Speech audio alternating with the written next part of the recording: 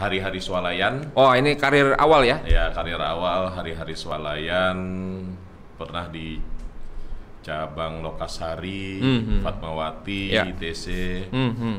Nggak berapa lama saya pindah ke Astra Isuzu.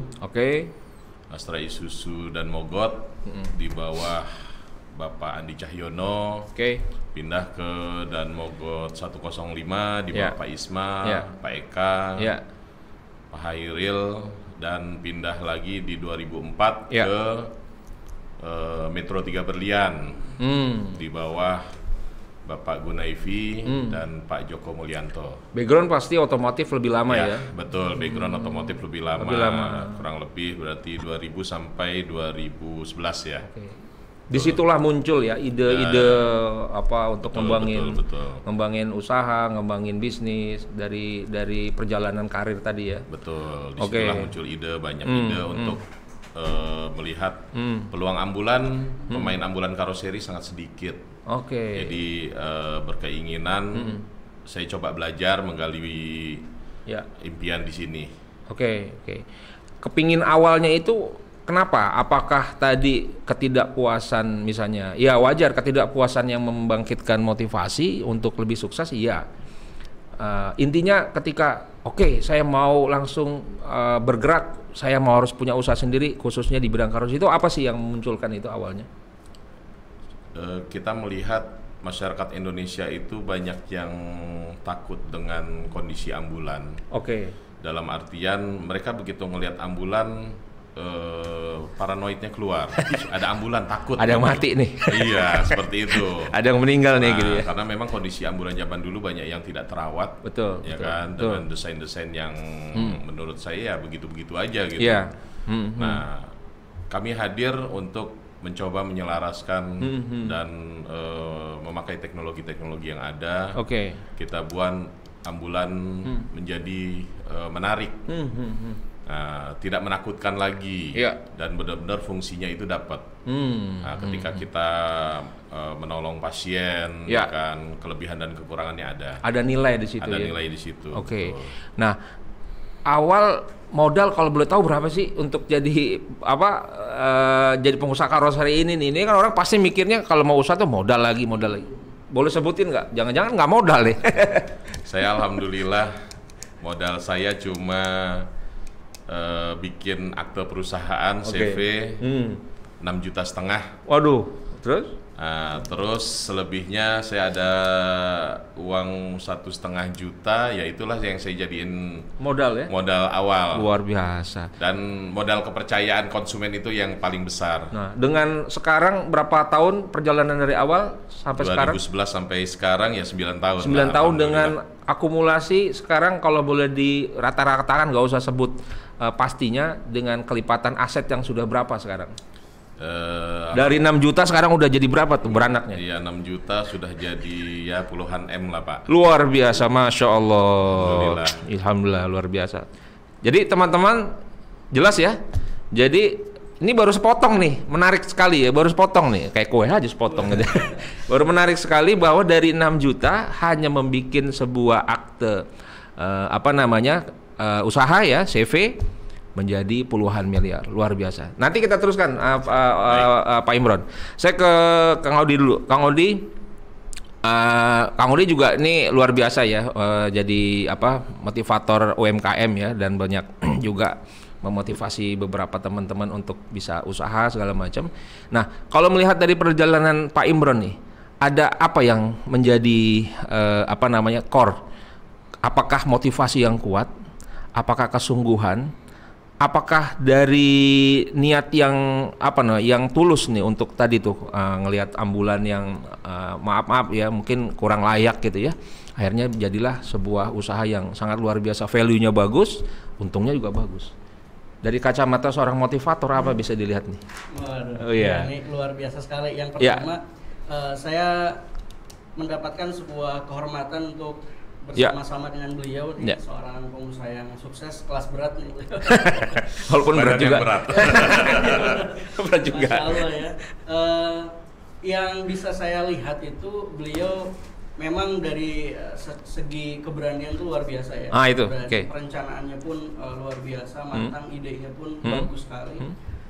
Yang bisa saya ambil dulu untuk di sesi yang pertama ini, beliau itu jadi bikinnya from benefit, bukan from profit dulu. Oke. Jadi yang awalnya itu yang dipikirkan adalah bagaimana agar ambulan itu tidak terkesan horor kan begitu ya. Betul. Nah, orang melihat ambulan yang mau digotong ke ambulan, biasanya kalau yang sebelum ini mungkin pada cepat meninggal mungkin karena melihat belum apa-apa udah horor. Udah ngelihat kacanya aja, wah copot kena gue nih gitu ya. Iya, waduh gimana gitu kan.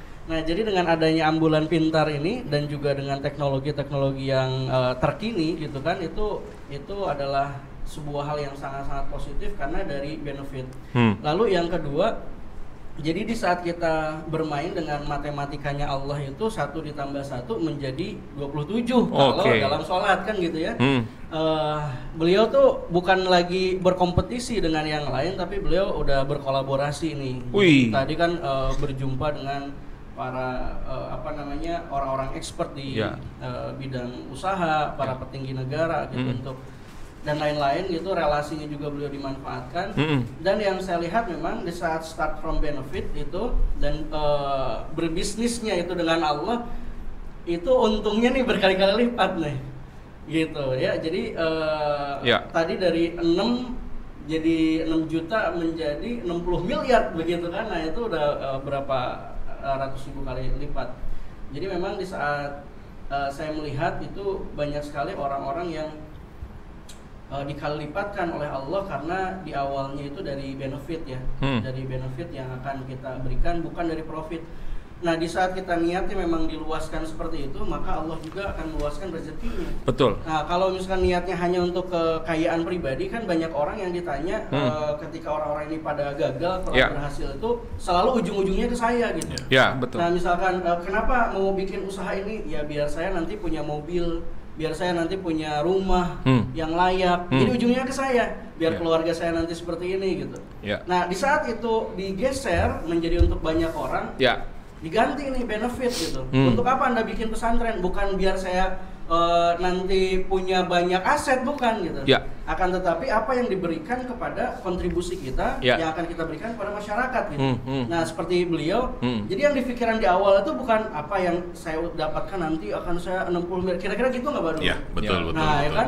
Nah jadi artinya apa yang akan saya berikan ke masyarakat bukan apa yang nanti saya dapatkan dari bisnis ini gitu. Nah jadi mindsetnya harus diganti dulu. Mungkin untuk yang pertama pembahasannya itu dulu kali. Oke, makasih Pak Kang Odi.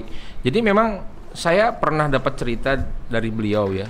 Saya masih ingat tuh dan saya jadiin motivasi juga ya buat diri saya. Tinggal masalahnya bagaimana juga diiringi tadi dengan kesungguhan, keberanian tadi ya.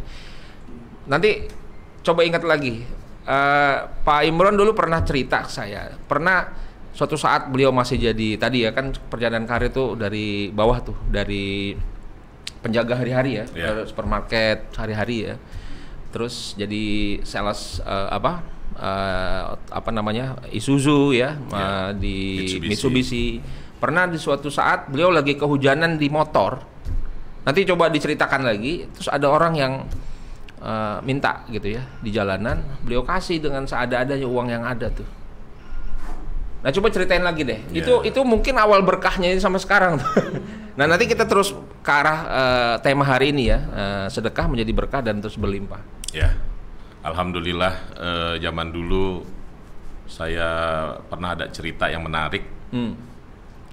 Itu pada saat pulang kerja, duit ya tinggal segitu-segitunya. Segitu-segitu, namanya juga orang gajian kan? Namanya juga orang gajian. Segitunya itu. Dan luar biasa, bensin juga tiris banget. Ini sampai rumah apa tidak saya juga nggak tahu. Tapi pas ada saat kehujanan, saya ganti mantel, pakai mantel ya kan, jas hujan. Nah saya melihat ada orang ya menurut saya kasihan gitu. Saya ajak bicara, ajak ngobrol. Dia itu kelaparan sepertinya. Innalillahi, Masya Allah. Nah saya punya duit ya hanya segitu aja. Gitu. Saya pikir tadi mau ngisi bensin kan, jadi nggak jadi itu. Ya udah saya kasih. Saya kasih, yaudah ini buat pegangan, ya. Mau buat makan, buat apa terserah. Saya langsung pulang lanjut. Ya. Ya habis udah sampai rumah udah nggak tahu. Sekantong-kantongnya gitu. Gitu. Ya setelah itu, ya alhamdulillah. Setiap saya ketemu klien jualan, itu pasti aja deal gitu. Gitu. Nah, ya itulah rahasia Allah. Iya. Gitu. Siapa tahu itu wali itu yang di mana di jalan ya untuk nguji kita kan, kita nggak tahu dalam bentuk apapun kan. Betul. Dan itu cerita itu masih terngiang di kuping saya waktu beliau cerita juga, udah lama sekali itu ya. Nah, itu jadi motivasi juga gitu.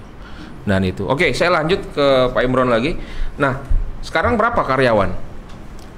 Karyawan tetap alhamdulillah sudah 63. 63. Itu yang digaji ya? Yang digaji, betul. Dan ada karyawan kontrak atau karyawan borongan, itu totalnya 68. Masya Allah. Jadi total semua 131 ya? 131. Dari awal punya karyawan istrinya sendiri kalau nggak salah. Iya, betul.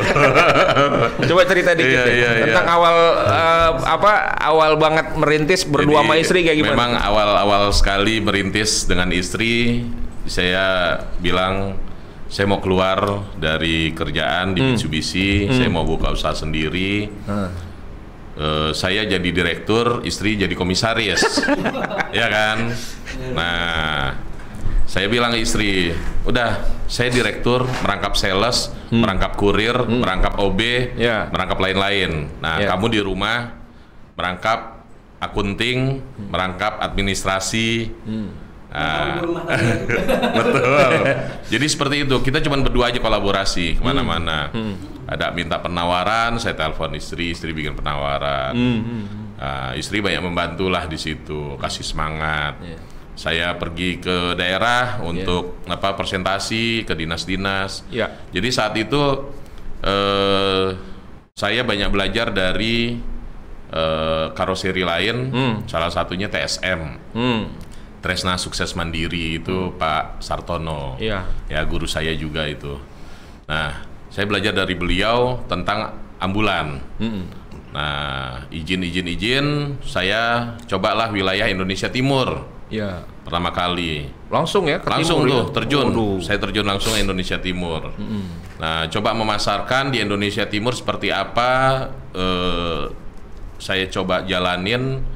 Ya, kita dari jauh aja. Mah bikinin penawaran, bikin. Mah bikinin ini, bikin gitu. Jadi jarak jauh aja.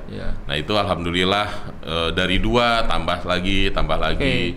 Nah ketika karyawan saya sudah 8, saya suruh istri saya stop.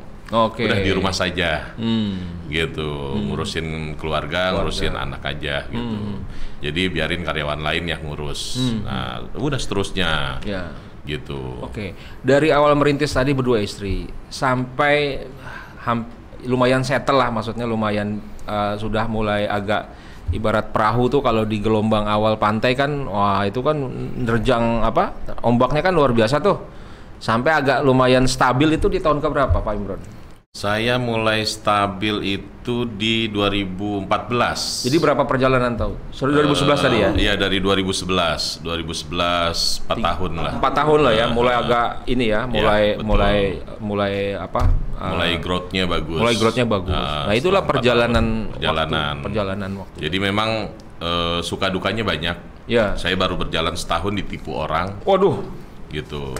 Ya itu pengusaha udah biasa mungkin yang seperti itu. Nah ini penting nih, jangan mau enaknya aja. Yang penting mental. Kita bangun mental kita seperti apa. Nah ya saya dibesarkan hatinya, istri membesarkan hati. Udah kita jalanin. Bismillah, Allah pasti ada jalannya. Gitu. Betul. Allah kasih jalan yang baik. Kan Allah itu nggak akan ngasih ujian kalau nggak sanggup ya? Kalau hambanya nggak sanggup, pasti itu cobaan yang bisa kita laluin. Dan alhamdulillah kita bisa melompatin itu semua. Alhamdulillah. Gitu. pastilah ada ujian di situ. Oke, itu proses 4 tahun. Setelah 4 tahun mulai agak settle ya. Ya, settle. Mulai. Tapi tetap ujian sih ada aja tuh. Ya. Pasti ada aja tuh ya. Betul. Oke. Nah, tadi saya mau balik lagi ke awal mau berhenti kerja. Pastinya ada kekhawatiran dong gitu ya. Istri agak ada khawatir nggak? Jangan deh gitu. Ada nggak awalnya ya? Pasti. So cara yakin ini gimana? Ini kita tularin nih bagi kamu yang masih mau di zona aman, mau ke zona tidak aman, gimana cara nularinnya? Iya. Saya terakhir di Mitsubishi benar-benar zona aman banget. Saya dengan penghasilan rata-rata per bulannya sudah 50 jutaan lah. Ya. Kurang lebih ya 50 jutaan per bulan. Tapi saya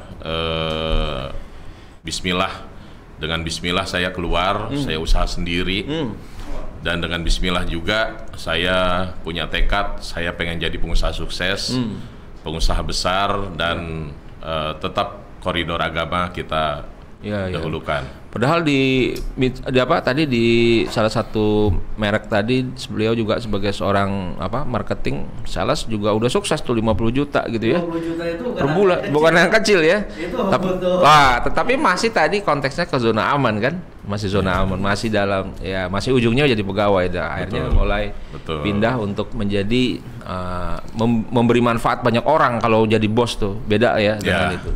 Manfaatnya luar biasa. Nanti kita lanjut lagi untuk bagaimana sih maintenance orang sebanyak itu gitu ya. Ntar kita kembali lagi ke Pak Imron. Sekarang saya mau ke Pak Odi dulu, Kang Odi. Kang Odi, ini kan ini hal yang nggak bisa ditiru ya, nggak ada sekolahnya ya. Iya. Di kampus ada nggak kira-kira belajar pengalaman? Nggak ada. Kampus mana belum ada nyediain kuliah pengalaman ya. Nah inilah yang paling penting dalam proses kita membangun mindset untuk menjadi seorang pengusaha ya. Nah kalau diserap dari tadi mindset apa yang harus kita bangun sih dari cerita-cerita Om Imron tadi awal dari yang tengah juga, mindset apa yang harus dihadirkan bagi teman-teman yang baru mau baru sadar saya harus jadi pengusaha. Iya, jadi menurut saya itu memang segala sesuatu kesuksesan itu ada polanya ya. Ada polanya. Ada pola kesuksesan. Jadi kalau misalkan saya tanya beliau nih, satu saat misalkan di satu titik, alhamdulillah ya, beliau ternyata nol nih, asetnya habis semua. Yeah. Nah pertanyaannya, apakah beliau bisa sesukses yang sekarang lagi? Kalau orang-orang bilang, wah ragu masa sih bisa gitu. Tapi sebetulnya jawabannya adalah bukan apakah bisa atau tidak, karena jawabannya pasti bisa. Tapi bagaimana caranya, apa faktor kuncinya gitu. Nah maka nanti saya ada permainan yang seru nih, insya Allah nih, terkait dengan pola sukses ini. Jadi apa yang menyebabkan, apa faktor kuncinya? Ini salah satu contoh, katakanlah Abdurrahman bin Auf nih. Ada seorang sahabat yang dijamin masuk surga, salah satu di antara 10 sahabat yang dijamin masuk surga. Itu beliau kan jatuh bangun ya. Betul. Beliau itu justru malah pengennya itu sengsara, pengennya itu miskin. Kenapa? Karena beliau sedih bahkan pada akhir hayatnya itu dalam kondisi kaya itu sedih. Karena ini saya tidak jauh lebih baik dari Mus'ab bin Umair. Saya tidak jauh lebih baik dari Hamzah. Kenapa? Karena mereka itu mati dalam keadaan yang miskin. Kain kafannya itu udah nggak muat di dirinya. Saya dalam keadaan kaya nih. Saya khawatir Allah menyegerakan nikmat dari akhirat itu ke sekarang sehingga saya nggak mendapatkan lagi nanti gitu. Jadi menangisnya sampai situ. Maka sebetulnya cita-citanya Abdurrahman bin Auf sesungguhnya adalah pengen jadi orang miskin gitu. Tapi kenapa beliau kok kaya lagi? Ternyata beliau ada pola suksesnya gitu. Nah, jadi apa faktor kuncinya kalau ditanya untuk seseorang sukses kembali atau sukses gitu? Yaitu kalau saya tanya apa faktor kuncinya? Ada yang bilang, oh dia optimis. Oh dia sedekahnya banyak. Ya, oke, di satu sisi stimulannya itu memang betul itu. Tapi ada juga yang bilang, keimanannya kuat, ibadahnya rajin misalnya. Nah sekarang pertanyaan yang kedua, apakah ada yang lebih rajin dari Abdurrahman bin Auf? Ada tentunya. Sayyidina Abu Bakar, Sayyidina Utsman, Umar, Ali itu secara ininya tingkat spiritualitasnya bisa jadi lebih tinggi dari Abdurrahman bin Auf. Artinya itu adalah faktor-faktor pendukung. Lalu apa faktor kuncinya? Ternyata beliau sudah tahu caranya. Ini dalam hal dunia ya. Dalam hal dunia beliau sudah tahu caranya. Maka saya akan sedikit simulasi dengan. Jadi saya clearkan dulu tadi. Sekali bersahabat semuanya ibadahnya pasti oke lah ya. Pasti oke. Sedekahnya udah pasti oke. Udah pasti oke. Abu Bakar, Umar, Utsman. Utsman. Tapi kenapa Abdurrahman Auf lebih kaya? Lebih kaya. Tadi yang mau disimulasikan adalah yang lain mungkin udah sama ibadahnya, tetapi belum tentu tahu caranya. Belum tentu tahu caranya. Jadi yang kita harus jadikan core di sini adalah semua bisa jadi sama, tapi belum tentu tahu caranya. Belum tentu tahu caranya. Nah, sekarang nanti gimana? Ada kesimpulan di akhirnya juga. Jadi kita simulasikan, misalkan kesuksesan itu di angka 20. Oke. Misalkan ya. Lalu untuk mencapai kesuksesan kan kita tentunya ada aturan-aturan nih. Aturan negara, aturan dan lain-lain lah banyak gitu. Legalitas dan lain-lain. Lalu sekarang misalkan kita dapetin angka 20 tapi ada aturannya. Aturannya adalah kita sweet. Saya mungkin dengan Pak Abi dulu ya. Lanjut ke sini dulu aja. Apa? Ke Pak Imron. Oh, ke Pak Imron. Boleh. Tapi ini matematika sederhana sih. Pak Imron aja langsung. Gitu ya. Karena beliau ini udah sukses loh. Iya, udah sukses. Nah. Tapi ini untuk hal yang berbeda ya. Iya. Hal yang berbeda. Jadi Pak Imron nanti kita aturannya yang pertama kita sweet. Yang menang nanti jalan duluan untuk mencapai angka 20. Tapi kita bersahut-sahutan. Iya. Nah, masing-masing tidak boleh lebih dari 2 angka. Gitu ya Pak ya. Nah kita contohkan dulu nih Pak. Kita sweet dulu Pak. Berarti Bapak jalan duluan ya. Pak Imron jalan duluan. Pak Imron bisa mengucapkan angka 1 atau 1-2. Jadi maksimal 2 angka. Nggak boleh lebih dari 2 angka. Misalkan 1, 2, 3 nggak boleh. Lalu nggak boleh loncat. Nggak boleh loncat langsung 19-20. Gampang banget kan menang langsung gitu. 2 angka aja ya. Iya 2 angka. Siap Pak Imron ya? Oke. Silakan dimulai karena Pak Imron yang menang. 1, 2, 3, 4, 5, 6, 7, 8, 9, 10, 11, 12, 13, 14, 15, 16, 17, 18, 19, 20. Jadi saya yang menang. Oh, gitu ya. Nah, maksudnya apa? Di sini bukan seberapa pintar saya sebetulnya Pak, tapi hanya saja saya lebih duluan tahu caranya untuk ke sana. Gitu ya. Nah, coba kita contoh yang kedua. Nanti kita bisa juga nih dengan teman-teman ya pemirsa ya. Nah, kalau caranya seperti apa? Lalu yang kedua kita balik Pak. Kan tadi Bapak yang menang. Sekarang saya yang jalan duluan. Jadi ini bukan seberapa cerdas, tapi seberapa duluan tahu caranya. Saya duluan ya Pak ya. 1, 2, 3, 4, 5, 6, 7, 8, 9, 10, 11, 12, 13, 14, 15, 16, 17, 18, 19, 20. Tetap saya yang menang. Nah, jadi seperti itu ya. Oke. Jadi ini sebetulnya rumus matematika sederhana sekali Pak Abi. Jadi kalau dibongkar nih, tadi sebetulnya ada 2 clue nih. 2 clue. Yang pertama adalah dapatkan angka 17. Gitu ya. Misalkan kayak gini. Contoh di saat saya bilang 17, Pak Imron mau berapa? 18, saya 19, 20. Mau 18, 19, saya tetap 20. Iya, betul. Lalu yang kedua, jas merah. Jangan sekali-kali melupakan sejarah. Gitu kan? Maksudnya apa? Sejarah akan terulang. Betul. Jadi untuk dapetin angka 20, dapetin angka 17. Untuk dapetin angka 17, berarti dari 20 ke 17 min 3. Ya kan? Sebetulnya simple. Rumusnya adalah hanya min 3. Untuk dapetin angka 17 tinggal min 3 14. Untuk dapetin angka 14 11. Terus 8, terus 5, terus 2. Jadi sebetulnya tadi di saat sweet dan menang itu sudah punya kunci kesuksesan. Nah, hanya saja kesananya adalah harus tahu caranya. Caranya sangat simpel tadi. Betul ya, cuman min 3 saja. Nah, dalam kehidupan ini juga sama sebetulnya. Terlihatnya agak sulit, saya bermain ini di berbagai pelatihan, ke guru matematika pun sama. Dan hampir semuanya tuh guru matematika mudah dikalahkan. Karena bukan seberapa cerdas. Bukan seberapa hebat, tapi seberapa tahu caranya. Betul. Jadi kalau saya bilang ke peserta, kalau Anda tahu caranya, Anda sudah pasti bisa ngalahin saya bilang. Nah, akhirnya setelah seperti ini, maka kesimpulannya adalah ada dalam satu pepatah yang mengatakan experience is the best teacher ya. Betul. Pengalaman adalah guru terbaik. Tapi itu sayangnya nggak dilanjutin. Experience-nya siapa, pengalamannya siapa yang bisa dijadikan menjadi guru yang terbaik. Betul. Nah contoh kalau kita belajar terbang ya jangan ke ikan. Nah kalau kita sekarang belajar tentang ambulan jangan ke tukang cireng. Itu akan berbeda. Nah berbicara tentang karoseri saya bergurunya sama beliau. Ya.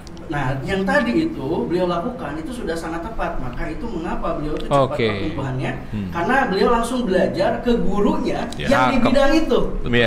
Nah, gitu ya. Saya belajar training ya ke Pak Abi. Karena beliau kan pakar di bidang training gitu. Nah, jadi masing-masing itu memiliki speknya. Di saat kita menentukan sebuah bisnis, sebuah bisnis itu, mindsetnya terlebih dahulu bahwa jika si A bisa, saya pasti bisa. Betul.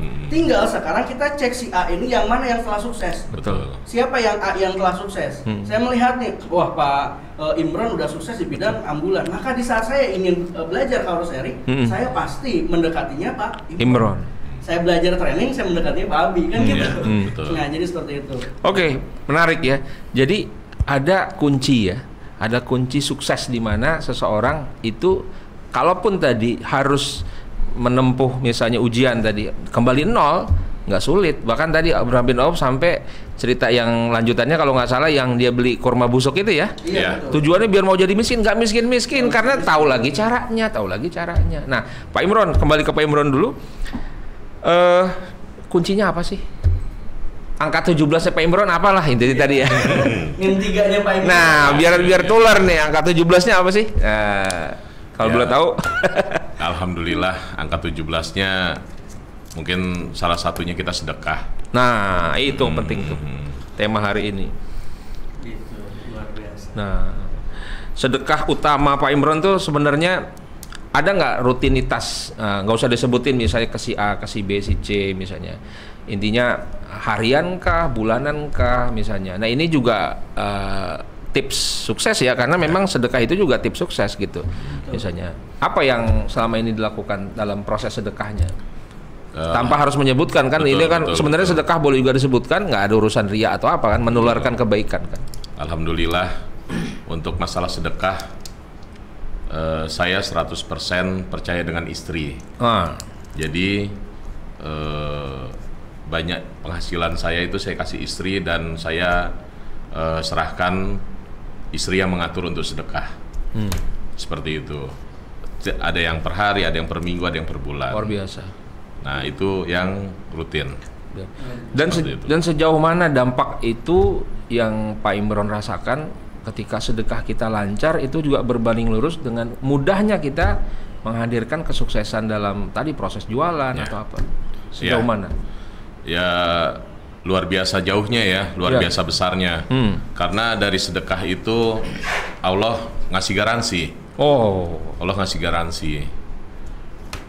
Kita buang 10, Allah nggak akan ngembalikin 10. Luar biasa. Pasti lebih. Nah itu. Gitu. Nah kita jangan takut untuk kehabisan harta benda kita. Intinya ya harta di dunia cuma titipan. Betul. Ya kan. Nah kita usahakanlah sedekah sebanyak mungkin. Dan Allah kasih pasti akan lebih. Misalnya nih ada lagi tender di depan, lagi ada tender besar, biasanya buang dulu tuh ya. Buang ini dulu, buang sedekah dulu ibaratnya. Langsung gol tuh. Kalau nggak salah belum lama dapat tender 100 unit pengadaan. Wah, kayaknya buangnya gede banget tuh ya. Nah itu ya biar saya sebutin aja deh. Jadi alhamdulillah ya. Jadi teman-teman semua yang sedang menyaksikan channel iGrowth Indonesia maupun RQTV, sekali lagi sedekah menjadi penajam, ujung tombak sukses kita. Dan ada trik-trik lain pastinya, bukan hanya sedekah, tetapi sedekah bagian dari kesuksesan kita untuk melahirkan sebuah prestasi maupun keuntungan hal-hal yang bukan hanya dunia tapi akhirat.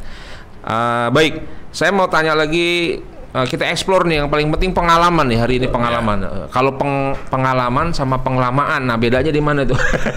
Banyak orang merasa lama, pengalaman artinya baru penglamaan. Saya lama di PT XYZ misalnya gitu ya, yang bikin Apollo misalnya gitu ya. ngaturnya di situ penglamaan, ngetik doang dari tahun pertama sampai tahun ke-15. Itu bukan pengalaman, itu penglamaan. Nah, kalau lihat perjalanan Pak Imron ini pengalaman. Jadi mulai dari karir sebelum sales jadi apa di apa namanya di swalayan, ya kan? Masuk ke sales otomotif, sekarang masuk lagi ke dunia real ya, dunia usaha, dan pengalamannya pasti luar biasa.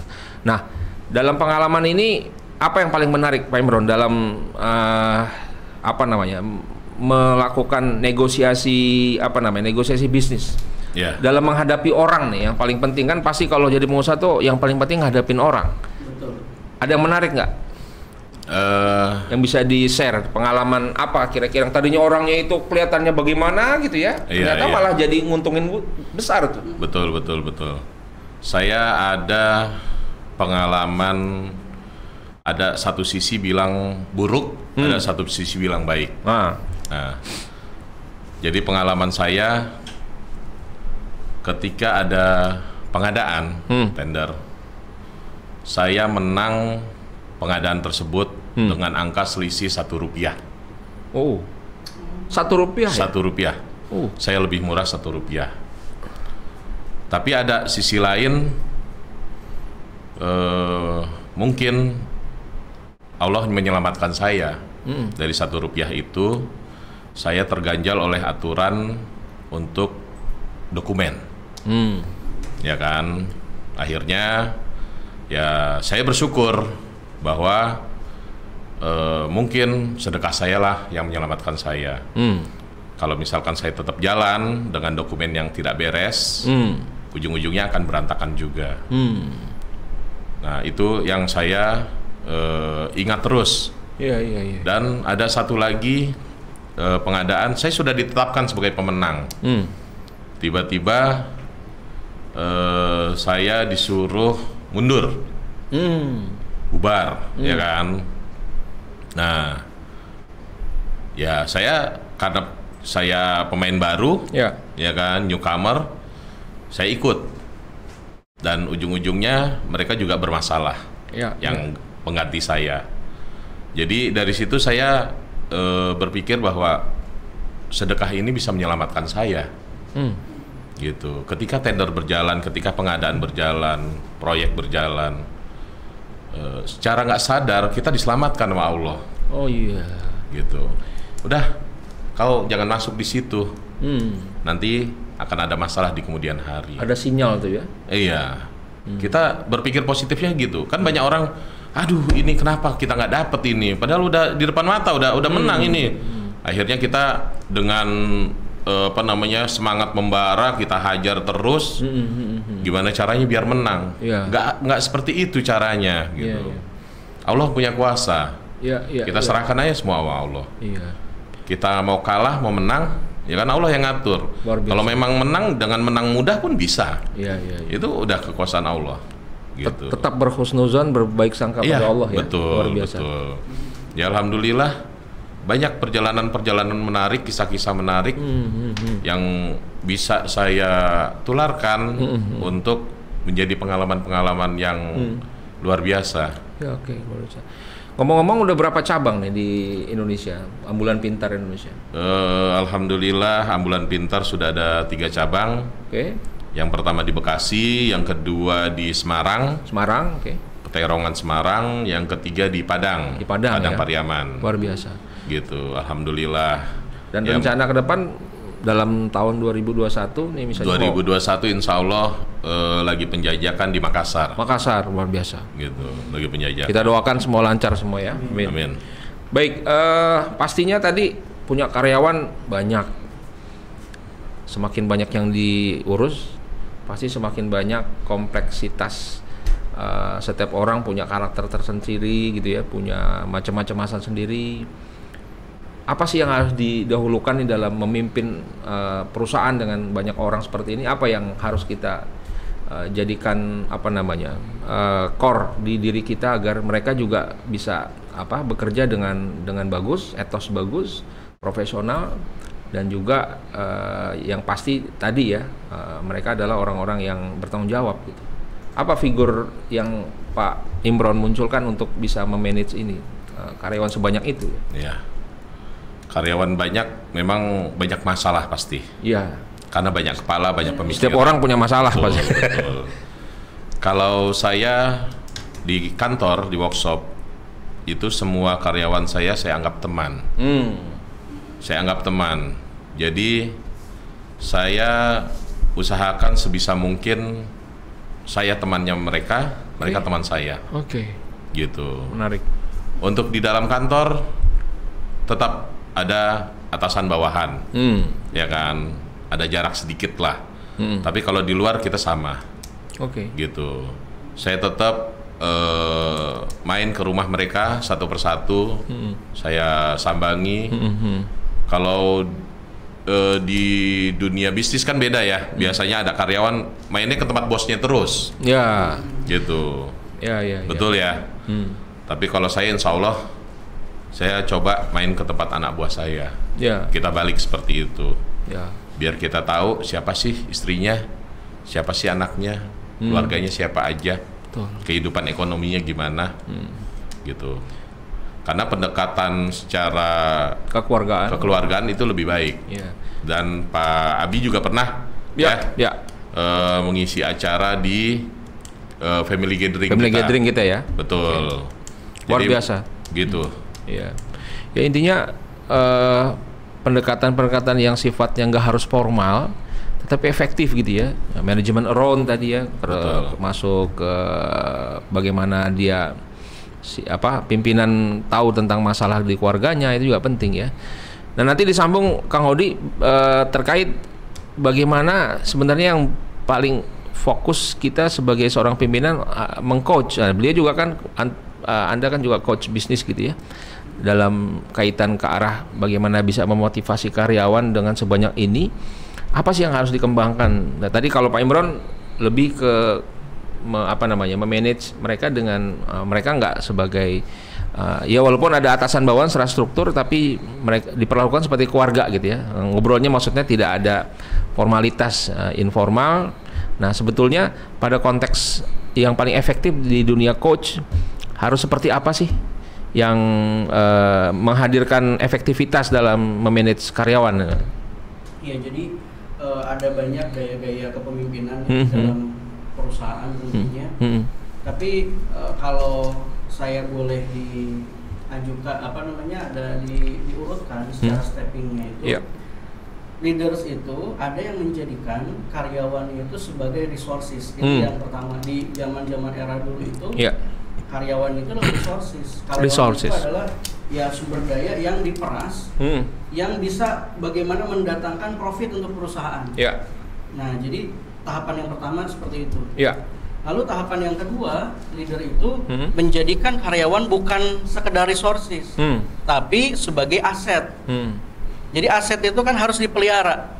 Maka itu karyawan ditrainingkan, maka itu karyawan dipelihara, maka itu karyawan dilihat secara kesejahteraannya seperti apa. Lalu ada leader yang bukan hanya sekedar sebagai aset, tapi menjadikan karyawan sebagai family. Nah, gitu ya. Dia menyadari bahwa di dalam sebuah perusahaan ini dibutuhkan sebuah keberjamahan. Jika ada satu saja yang toksik di dalam sebuah manajemen, di dalam sebuah lingkup skop perusahaan, itu akan menyebar, menular.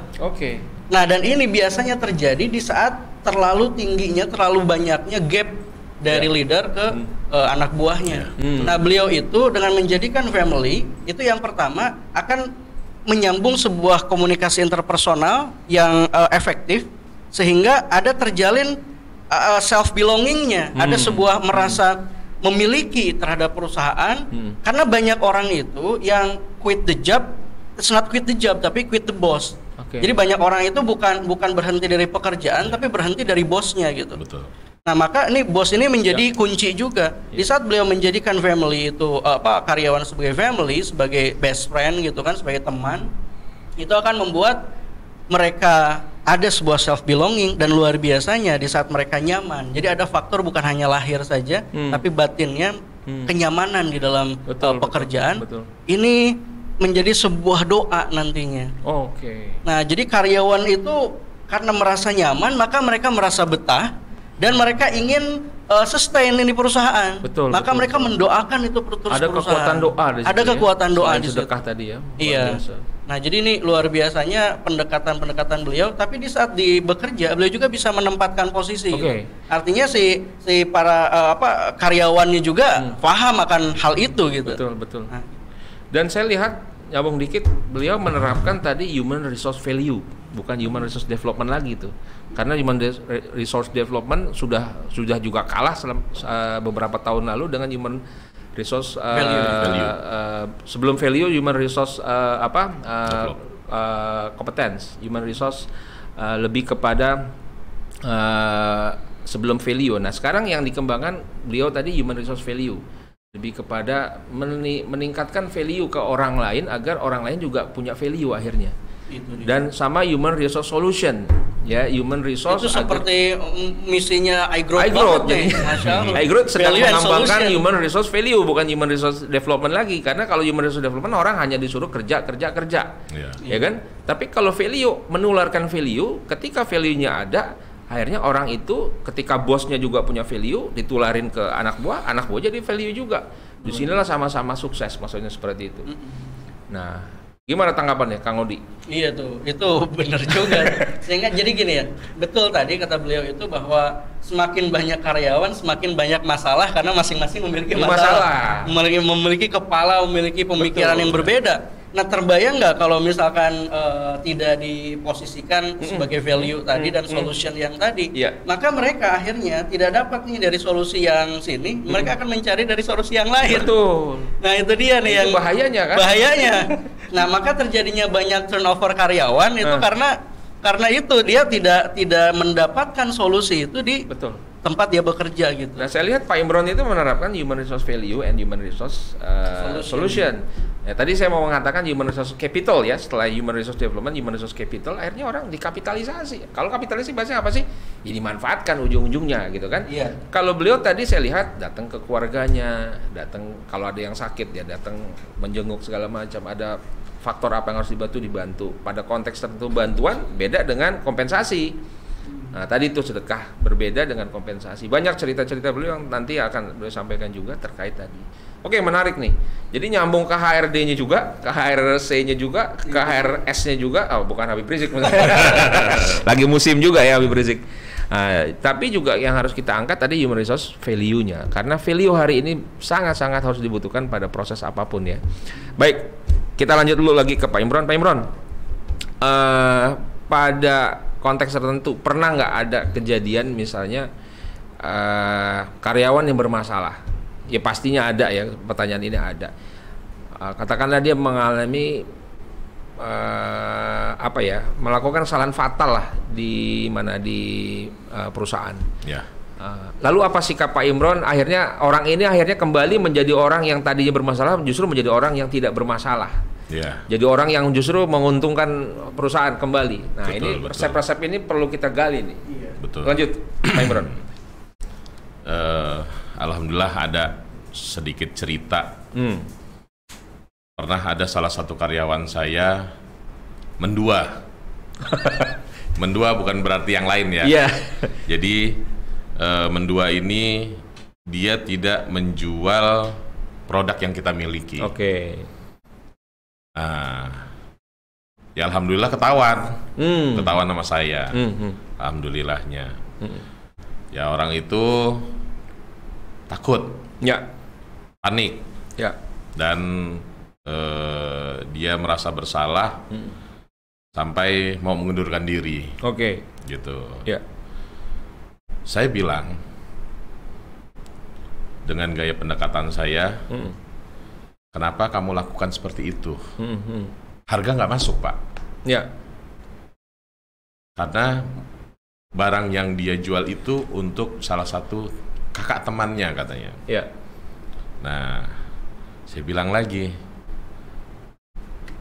apa saya tidak pernah ngasih dengan harga-harga yang aneh? Ya.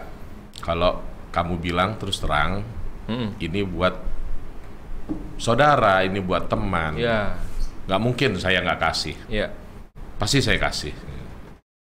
Ya, dari situlah mulai pemikiran dia berbeda. Sekarang kerja keras, kerja giat, dan ya alhamdulillah luar biasa. Dari kesalahan itu dia bisa introspeksi. Gitu. Nah, itu salah satu yang pendekatan ya. Iya, kedekatan aja kita jelaskan. Dan kita nggak perlu marah-marah ya kan. Nggak perlu kita gebrak-gebrak meja.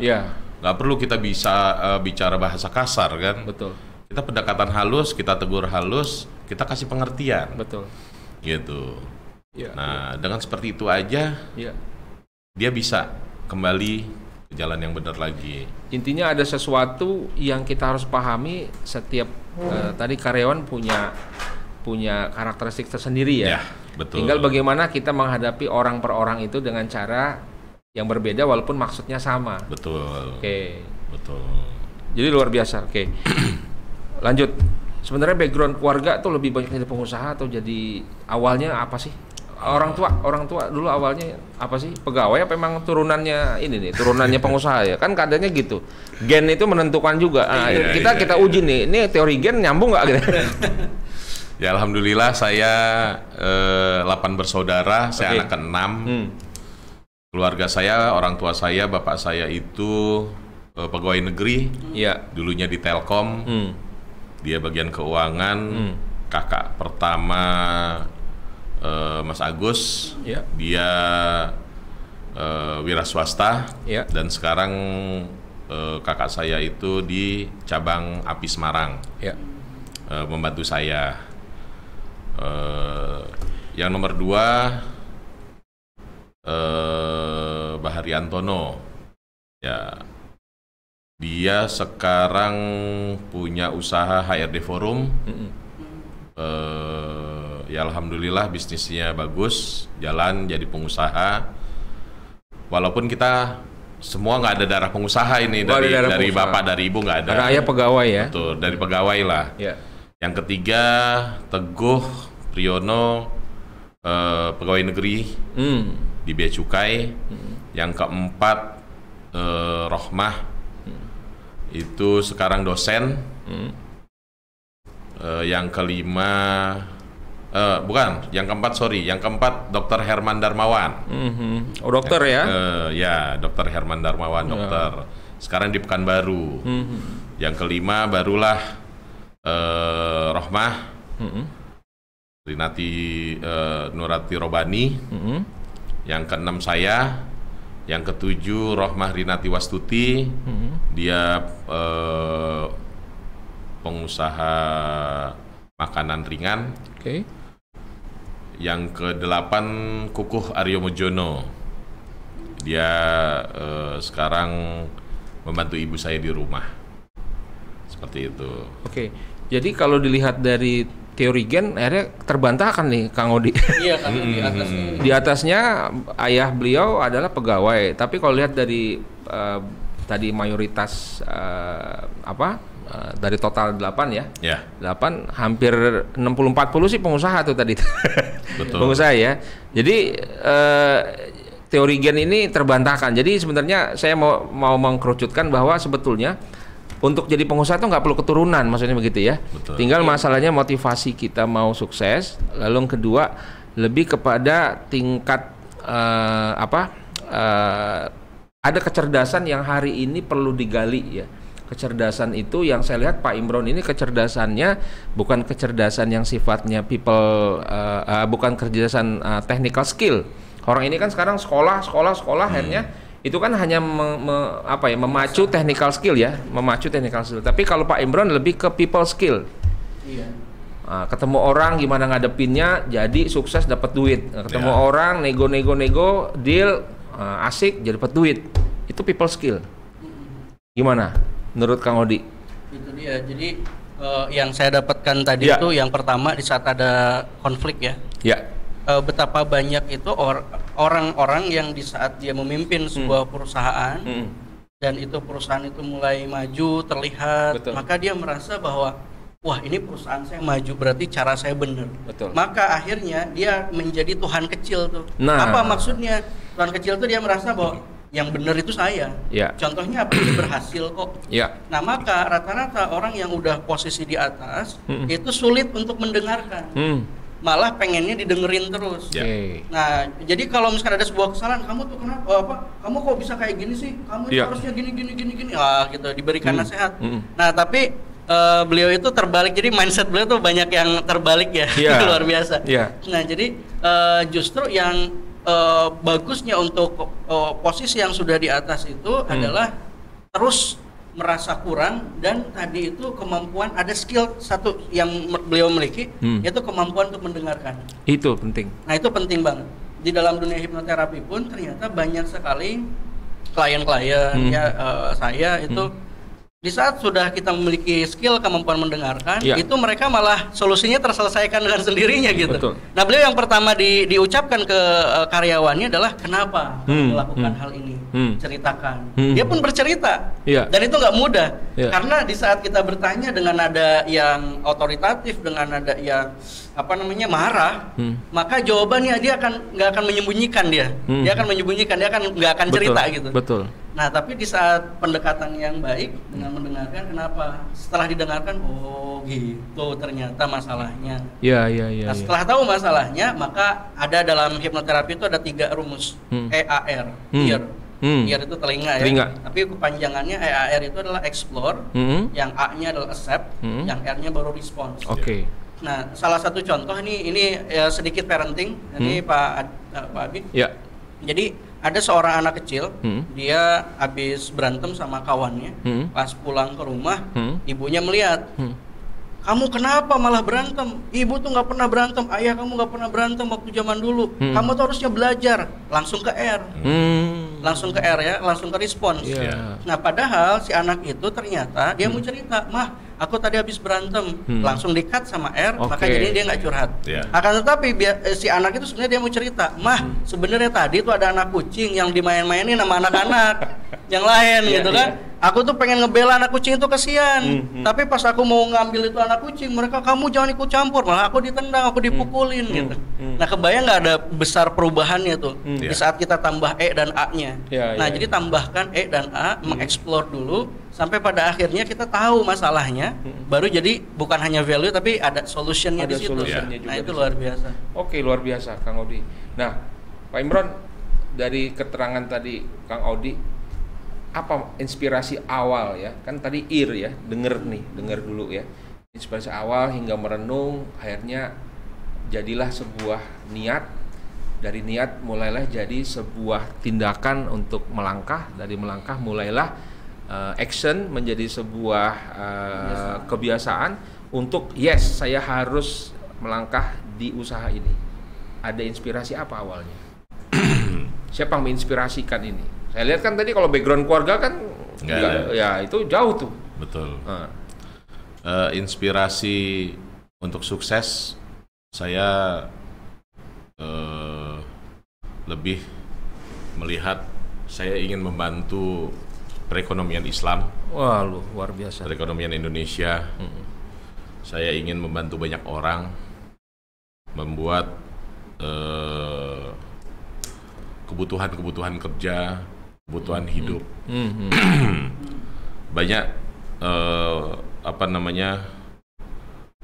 warga di sekitaran rumah saya, warga di sekeliling workshop itu masih di bawah garis ya. Luar biasa. Jadi ketika saya di Mitsubishi, saya lihat nih kayaknya peluang saya untuk coba dapat berkahnya. Nah, itu penting tuh. Dapat berkahnya, gitu. Makanya dari zaman Mitsubishi pun saya masih sering ngasih, entah itu ke musola atau masjid, ya kan. Butuh apa ini, ya udah cepet aja kita gitu. Betul. Dan alhamdulillah ya terus berkesinambungan. Iya. Gitu, dari nol sampai jadi sekarang, sampai besar, alhamdulillah. Alhamdulillah. Gitu. Jadi sama ketika ini perusahaan ini dari nol, dari kecil, kita lihat kebutuhan karyawan semakin besar, ya kita penuhin juga. Betul. Dan ada karyawan-karyawan kita yang kita kasih kemudahan saya belum punya rumah Pak. Kasih. Mereka potong gaji tiap bulan tanpa bunga sepeser pun. Masya Allah, luar biasa gitu.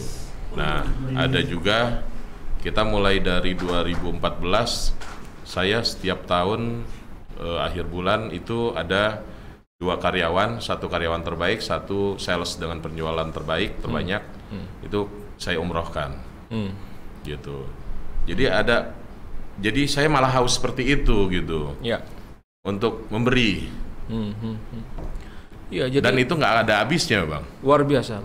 Nah, jadi inspirasinya itu ya? Inspirasi itu, pengen memberi lebih. Membantu banyak orang. Otomatis ketika kita menghadirkan banyak orang untuk jadi, maksudnya kita yang menghadirkan pola untuk mereka dapat uang atau dapat rezeki, Allah pastinya ikut campur tuh.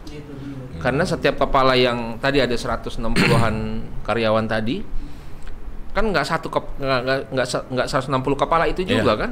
Setiap orang punya keluarga, kepalanya beranak lagi tuh. Aduh, minimal 2 aja udah kali berapa tuh? Kali 3 kan, 160 400-an.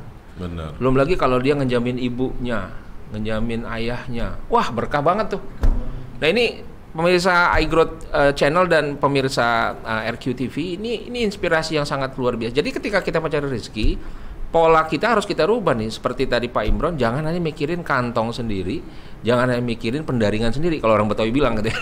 Tapi pikirin juga tetangga kita, lingkungan kita, benefitnya, dan Allah pasti ikut campur di situ. Betul. Luar biasa. Pak Imron, lanjut dikit. Terkait tadi ya, masalah kesejahteraan karyawan tadi, salah satunya tuh luar biasa tuh, dengan memberikan kredit tanpa bunga ya. Orang mikir sekarang, bungain lagi kan lumayan nih, gitu kan? Kepikiran nggak kayak gitu? Tadi mau dijadiin bisnis yang berlipat gitu kan? Sekarang kan begitu tuh, orang bisnis berlipat, bukan ngelipet orang sebenarnya. Kepikiran nggak begitu? Enggak, saya alhamdulillah sudah mulai menjauhi riba. Nah, alhamdulillah. Jadi sebisa mungkin, semaksimal mungkin saya jauhin hal-hal seperti itu. Itu salah satu berkahnya. Gitu. Luar biasa. Jadi ada beberapa karyawan yang memang sudah kita bikin konsep seperti itu. Ya. Ayo kita sama-sama bangun, kita sama-sama berkembang, kita kembangkan Ambulan Pintar Indonesia. Saya kaya, kamu juga harus kaya. Luar biasa. Itulah yang saya sering tularkan. Jadi banyak sekali ilmu yang saya kasih ke mereka. Salah satunya mungkin saya ingin ketika kamu merasa bisa yakin untuk mendirikan perusahaan sendiri, segera diriin perusahaan sendiri tanpa takut bersaing. Oke. Gitu. Dan saya tidak akan bersaing, malah justru akan saya support. Alhamdulillah. Saya seperti itu.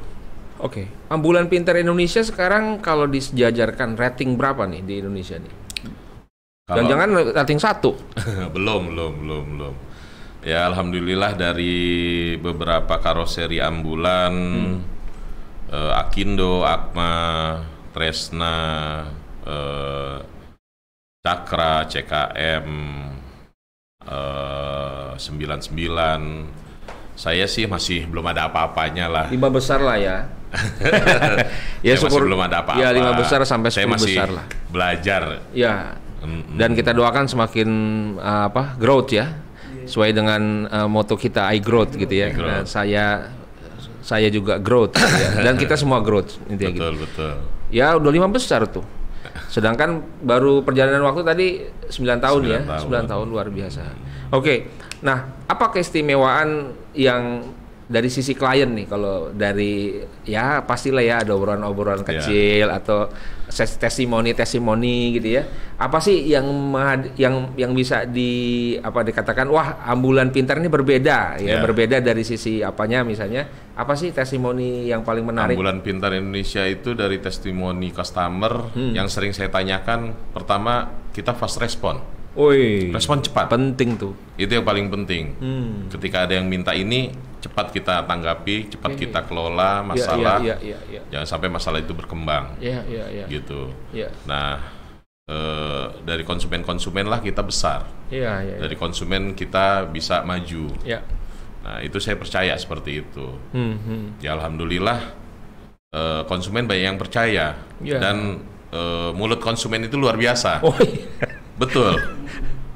Udah kampi aja Ambulan Pintar Indonesia dari mulut ke mulut, gitu. Ketika dia sudah senang dengan pelayanan kita, dia akan mereferensikan sekian banyak orang. Tanpa disuruh, betul. Pemasaran gratis tuh ya. Betul. Iya. Karena konsepnya dalam konsep manajemen pemasaran yang pernah saya baca ya. Jadi ketika ada orang kecewa, dia akan cerita kekecewaan itu lebih dari 10 ke orang lain tuh, api gini, api jangan sama api jangan sama api gitu ya. Betul. Tetapi ketika dia puas, ya dia akan cerita kepada maksimal 10. Makanya sangat luar biasa kalau kita mengecewakan orang tuh dalam usaha. Pastinya akan sangat terpukul gitu ya, image ya. Makanya tadi api salah satunya fast respon. Nah itu paling penting karena memang orang kita kan orang nggak sabaran tuh. Kita mesen GoFood aja kan misalnya apa gitu ya, lama dikit, wow udah dibatalin, cancel, kasihan padahal bukan pada kondisi dianya gitu kan. Nah itu salah satunya resep. Nah ini value yang menarik nih Kang Odi tentang fast respon atau yang lain-lain tadi ya. Apa sih yang harus terus dikembangkan nih kita tularin kepada pemain baru nih atau teman-teman yang lagi mulai usaha apapun ya, kuliner ya, di bidang nggak harus karoseri juga nih, kuliner yang lagi banyak kan kuliner nih, Pak Imron, kuliner frozen ya, itu kan yang lagi kemarin kita bahas ya, yang lagi baru mau mulai. Apa sih selain tadi itu fast respon yang perlu dihadirkan nih biar orang merasa udah kesini aja nggak usah kemana-mana karena pelayanannya asik, karena kan services ini utama ya. Apalagi Kang Odi? Iya, jadi ini saya malah tadi tuh pengen banget bahas yang ini nih Pak Abin. Iya nggak apa-apa, campur aja. Jadi pertama it takes a lot of effort, membutuhkan sebuah usaha, keberanian yang besar. Bagi seseorang yang dengan sudah penghasilan yang tinggi di sebuah perusahaan, untuk dia cabut dan dia membuat usaha sendiri itu betul-betul butuh keberanian yang besar. Saya jadi teringat sama Om Bob Sadino, yang beliau mengatakan bahwa setinggi-tinggi apapun jabatan engkau di sebuah perusahaan, engkau tetap pegawai, sekecil-kecil apapun usahanya, itu adalah usaha milik sendiri gitu ya. Nah itu luar biasa. Dan juga memang kita perlu belajar bodoh juga, bodoh ala Bob Sadino nih. Jadi kan kalau orang pinter itu karena dia terlalu banyak fokus, terlalu banyak ide, terlalu banyak rencana, akhirnya nggak jadi-jadi. Betul. Kalau orang bodoh itu katakanlah dia cuma ada satu, karena nggak bisa mikir yang banyak, dia satu fokus, satu itu dikerjakan secara fokus, nggak kesana kemari, sehingga dari situ muncul dan jadi gitu. Betul. Kalaupun di tengah perjalanan dia butuh, dia sewa orang pinter. Ini luar biasa. Betul. Nah jadi ya yang tadi, yang kedua, jadi saya lihat nih beliau pertama api semangatnya luar biasa. Dari api yang sesuai dengan namanya ya. Iya, dari api semangat yang ya. Nah ya kan, Ambulan Pintar Indonesia yang sehingga itu dipupuk itu pasti berat di awal. Karena gini, teman-teman yang di angka 5 juta, 8 juta untuk resign itu Pak, itu nggak mudah loh. Betul. Itu di angka 5 juta. Ini beliau di angka 50 juta. Iya. Jadi berpindah dari zona aman ke zona tidak nyaman kan, itu sulitnya luar biasa. Betul. Memang. Maka dibutuhkan sebuah mindset yang kuat dan ketawakalan. Ketawakalan yang kuat. Ya. Gimana anak istri saya gitu. Lalu yang kedua nih yang bisa kita pelajari, beliau itu kan behind a great man, there is a great woman behind. Nah gitu. Jadi di balik ini pasangan nih penting juga nih. Jadi para jomblo ya segera menikah. Jadi sempat satu ketika Obama beserta istrinya dia masuk ke sebuah restoran yang sangat mahal dan mewah, lalu dilihat di situ ternyata itu pemilik restorannya mantan si istrinya, gitu. Lalu dia bilang kayak gini Obama ke istrinya, kamu kayaknya bakal seneng ya kalau kamu jadi sama dia tuh punya restoran yang mewah gitu. Tahu nggak kata istrinya apa? Kata istrinya, kalau aku jadi menikah dengan dia maka dia jadi presiden gitu. Iya kan? Nah jadi ya faktor yang kedua, di saat sudah memiliki pasangan ini penting sekali untuk satu visi ya, satu misi berjamaah. Nah beliau itu istrinya itu sangat memahami bahwa namanya hidup itu kan ada naik turun dan selalu bersama dengan beliau gitu. Nah juga ada faktor itunya. Nah lalu yang tadi faktor benefitnya juga dimunculkan dan tadi karena fokus maka di situ belajar ke yang sudah expert. Lalu ada satu lagi apa yang membedakan kita dengan yang lain. Nah dicari terus apa diferensiasi kita dibandingkan yang lain. Nah kalau misalkan hanya sekedar karoseri sudah banyak karoseri yang lain. Apa yang mencirikan? Maka beliau terus tuh berinovasi. Kenapa? Karena fokus. Jadi kalau ada sebuah kertas nih kita taruh di terik matahari yang terang, ini kan matahari panas banget ya, energinya sangat-sangat kuat.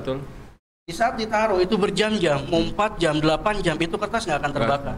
Akan tetapi kalau kita bawa kaca pembesar, itu dalam hitungan detik itu kertas terbakar. Itulah kekuatan fokus itu. Nah di saat fokus, beliau langsung fokus apalagi yang harus dikembangkan. Nah jadi di saat seperti itu sudah dia fokus, maka ada yang selanjutnya pengalaman itu. Apa yang menjadi pengalaman? Pengalaman adalah di saat terjadinya pertumbuhan dan perkembangan. Maka di saat terjadinya eye growth, gitu ya. Anaknya sebuah pertumbuhan, perkembangan apalagi nih. Nah beliau itu nggak puas sampai di sini karena saya yakin beliau tuh kan pengen menebar benefit yang lebih luas nih. Semakin banyak, maka gimana kalau kita ada yang di Makassar? Gimana kalau terus? Dan kalau sekedar, nih saya lihat, kalau hanya sekedar cukup terhadap diri sendiri, itu nggak akan sampai seperti sekarang. Pas sudah selesai aja. Ya kan? Karena udah cukup. Udah 60 miliar. Udah bulanan, udah banyak, karyawan udah banyak. Udah running, udah aja tidur. Nyaman gitu kan? Harusnya seperti itu. Apa? Autopilot. Udah autopilot kan? Nah, artinya udah aja traveling aja atau apa. Tanggung jawab tadi itu. Nah, itu dia. Karena terus fokus ke benefit juga.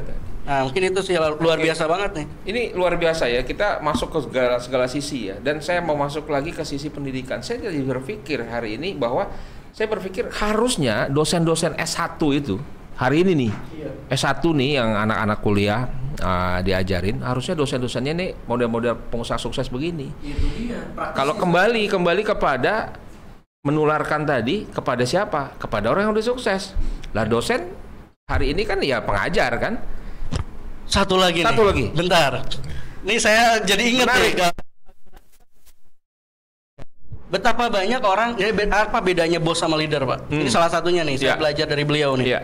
Kalau bos itu dia menjadikan semuanya itu harus di bawah telunjuknya dia. Ya, jadi harus udah kamu anak buah saya. Ini beliau tuh ada satu nih, ini yang kan beliau tuh lagi ceritanya nih ada ke arah memelihara singa sebetulnya.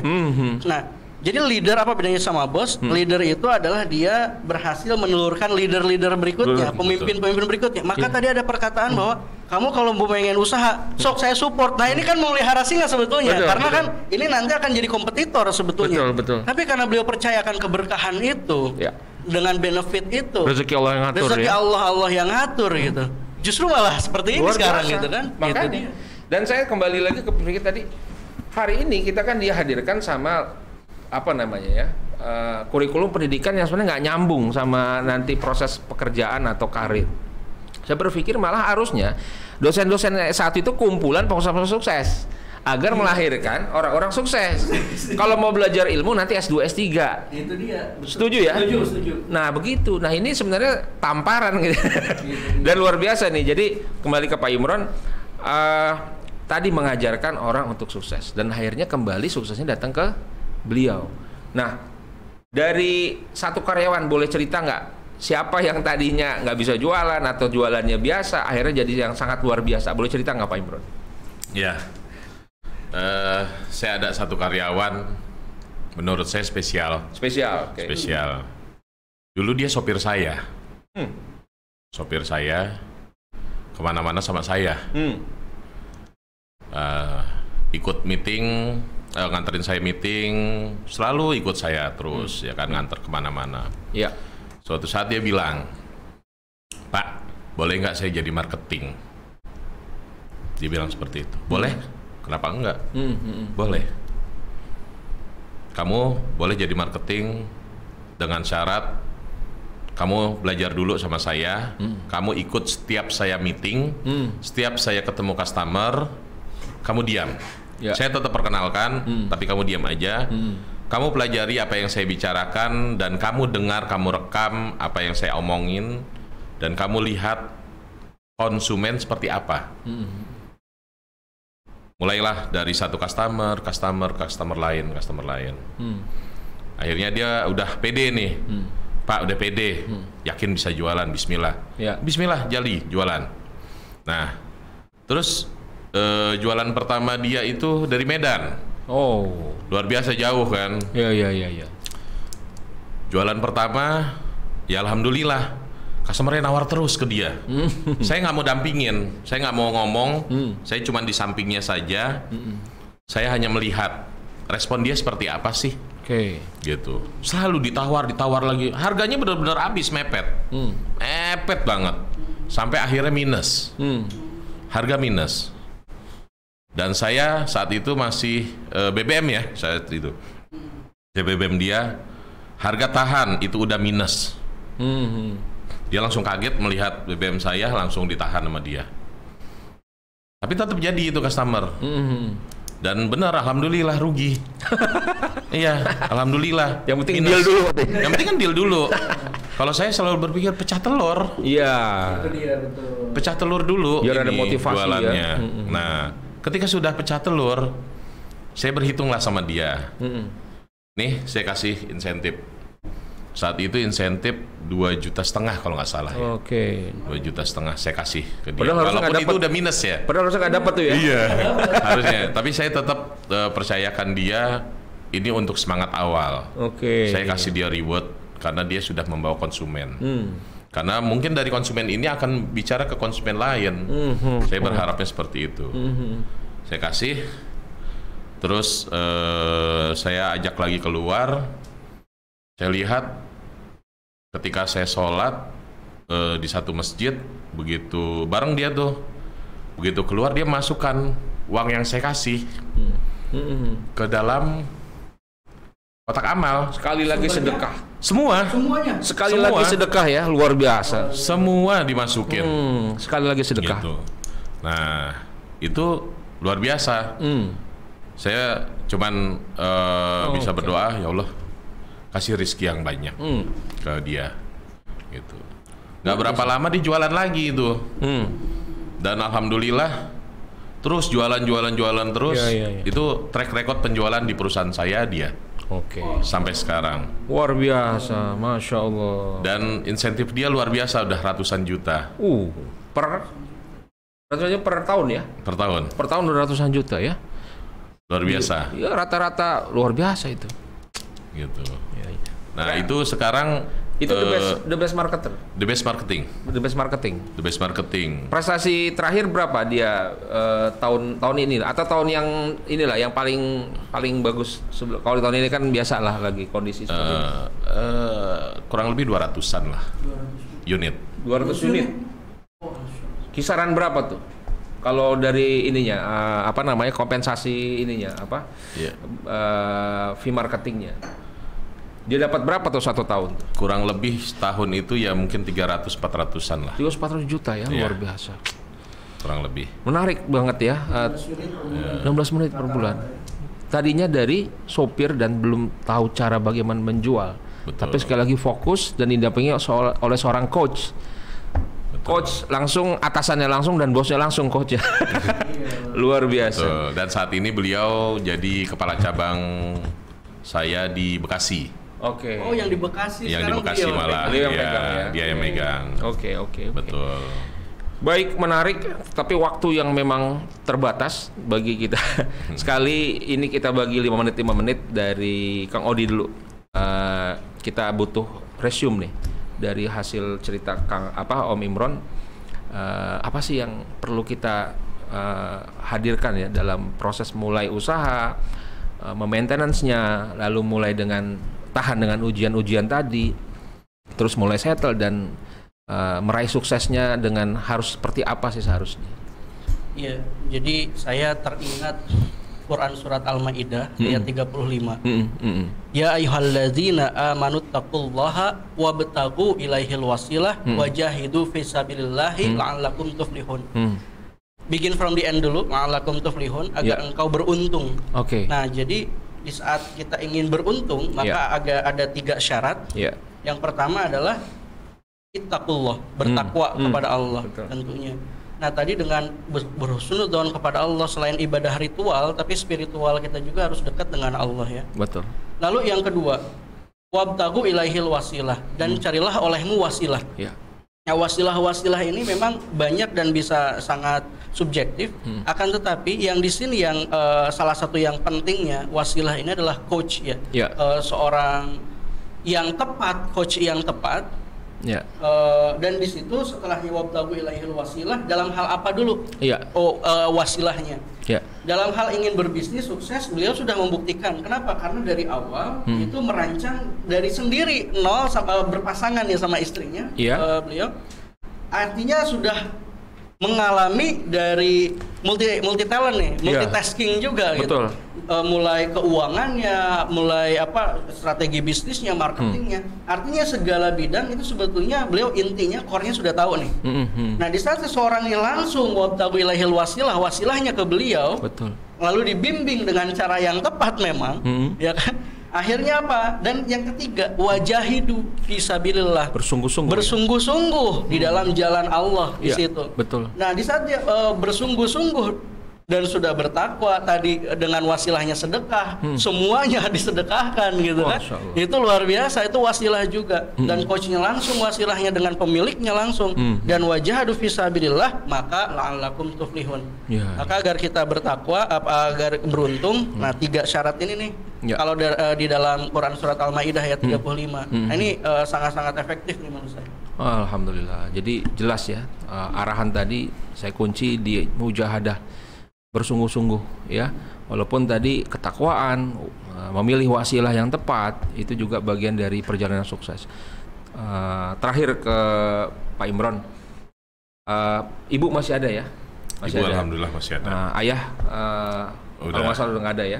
Sejauh mana dulu ada kesan misalnya, atau sampai sekarang misalnya, doa orang tua ini juga terlibat dalam kesuksesan Pak Imron hari ini? Ya, alhamdulillah. Doa ibu luar biasa. Ibu saya orang yang paling luar biasa, nomor 1. Dan beliau sangat-sangat inspiratif bagi saya. Banyak permintaan-permintaan beliau yang menurut orang lain, menurut anak-anak yang lain nggak masuk akal, tapi menurut saya masuk akal. Minta ini itu, ya udah kasih. Saya selalu seperti itu. Namanya juga orang tua ya. Iya. Jadi minta ini, ya udah kasih. Minta ini. Luar biasa. Ada beberapa barang yang menurut yang lain juga nggak perlu. Tapi kalau saya udah, apa itu? Ini, ya udah. Iya. Jadi mengutamakan orang tua. Betul. Gitu. Nah, memang doa orang tua itu luar biasa, mustajab. Luar biasa, alhamdulillah. Dan beliau selalu berdoa biar usaha saya tambah besar, Masya Allah, tambah berkah. Dan itu yang saya harapkan ya. Terus gitu.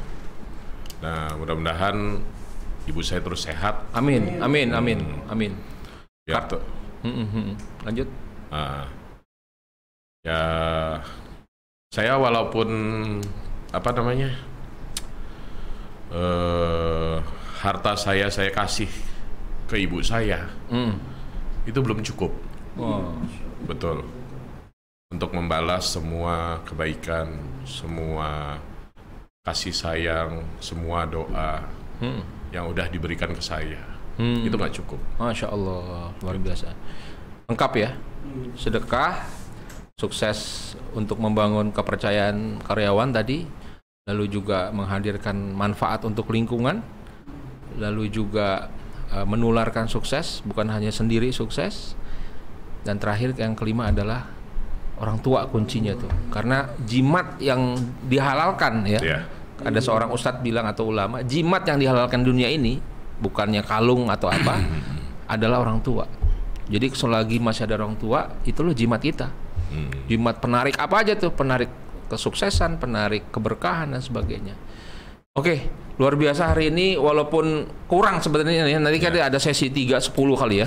Wah. Ini pasti pemirsa ya, ini saya lihat nih udah ada 3.000 orang yang nonton nih. Alhamdulillah. Udah ini masih live nih, masih live 3.000 nih. Udah 3.000, mungkin nanti banyak lagi. Mungkin sesi yang lain kita siap. Mungkin menjelang siang kan putar terus nih ya kan. Wah, ini semakin banyak yang nonton dan semakin banyak manfaatnya. Oke, sekali lagi terima kasih Pak Imron waktunya di sela-sela kesibukannya. Pasti itu numpuk tuh yang menelpon tuh. Numpuk di cancel semua tuh. Calon customer. Jadi sebenarnya mahal di acara ini ya. Mungkin 5 ambulan di sini ada. Harusnya 5 ambulan ke cancel. Gara-gara 1,5 jam kita ngomong nggak berasa tuh. Satu clue lagi ya. Boleh lanjut. Saya mau kasih ya satu clue lagi. Saya punya marketing banyak, alhamdulillah. Ya. Tapi kalau tidak ada campur tangan Tuhan, Masya Allah, betul. Tidak mungkin. Iya. Tidak mungkin bisa jualan sebanyak ini. Ya. Dan itu ada campur tangan Tuhan di situ. Dan apa himbauan nih? Kayaknya karyawan juga banyak yang nonton nih. Ya. Nah, apa himbauan untuk karyawan terkait tadi campur tangan Tuhan? Apa? Iya. Ya, untuk karyawan semua luar biasa, kalian hebat, kalian luar biasa, pertahankan prestasi, jaga sholat 5 waktu, cakep. Sedekah dan tetap hormat kepada orang tua. Cakep. Itu aja. Baik. Sekali lagi makasih Pak Imron, waktunya yang sudah luar biasa menyempatkan ke studio kami, iGrowth Studio maupun RQ Rumah Quran Studio ya.